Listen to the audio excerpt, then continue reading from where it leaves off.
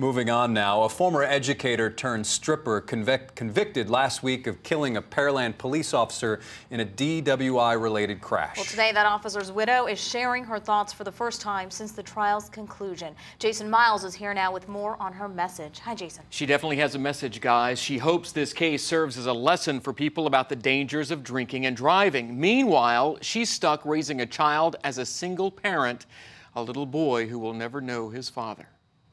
Surrounded by her husband Enby Ekpanya's service photo and police uniform, there's no way of fully expressing just how much pain this has cost the family. Lucy Ekpanya spoke for the first time since a woman was convicted last week of killing him. I have a 3-year-old at home that is never going to know what having a father is like because a drunk driver took his life. A jury found 40-year-old Amber Williamson guilty of intoxication manslaughter before sentencing her to 32 years in prison.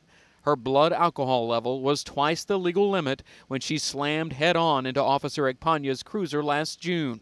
The former assistant principal turned dancer had been drinking at the strip club where she worked. If somebody is not okay to drive, and if you notice, please help.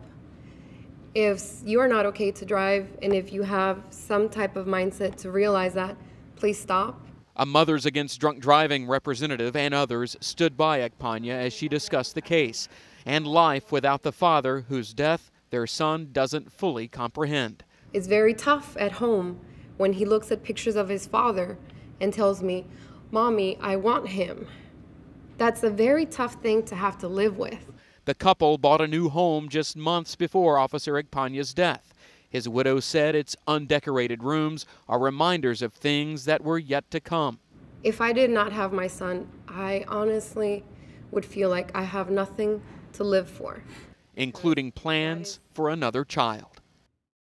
Ms. Ekpanya has filed a wrongful death lawsuit against the strip club where Amber Williamson worked. Meanwhile, the Houston Police Department has launched an internal investigation into a previous crash involving Williamson. Witnesses say she was drunk at the time, yet she was never charged. Of course, we'll be keeping an eye on that side of the story, guys. Yeah, it took a lot of courage for her to speak today. Pretty incredible. Thanks, Jason.